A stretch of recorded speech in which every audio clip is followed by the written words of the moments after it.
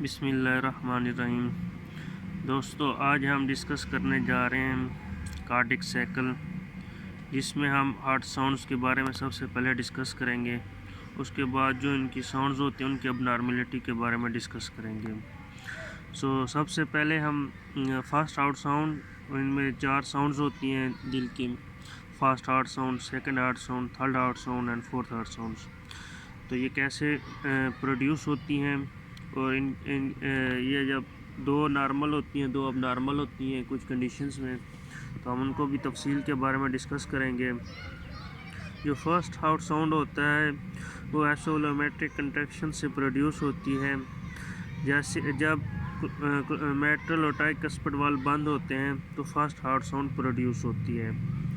तो second heart sound जब aortic और पुल्मोनरी वाल्व क्लोज होते हैं तो सेकंड हार्ट साउंड्स प्रोड्यूस होती है, जिसको एसोलोमेट्रिक रिलैक्सेशन कहते हैं।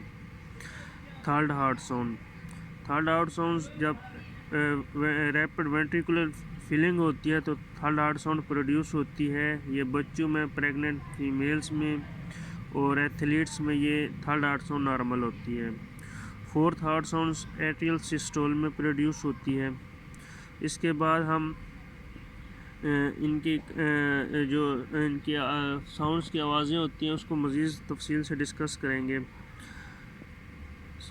फिजियोलॉजिकल स्प्लिटिंग तब प्रोड्यूस होती है जब delayed closure of pulmonary valve हो या early closure of aortic valve हो।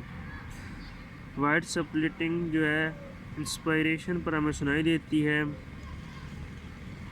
ये हमें पुल्मोनरी स्टेनोसिस पर, पल्मोनरी हाइपरटेंशन पर और राइट बंडल ब्रांच जब ब्लॉक हो तब ये wide splitting of second heart sound या S2 प्रोड्यूस होती है।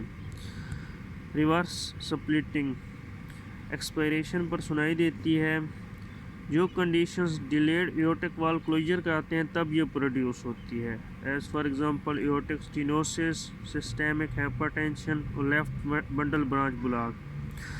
फिक्स स्प्लिटिंग ऑफ S2 जो हमें वो ASD एट्रियल सेप्टल डिफेक्ट में सुनाई देती है।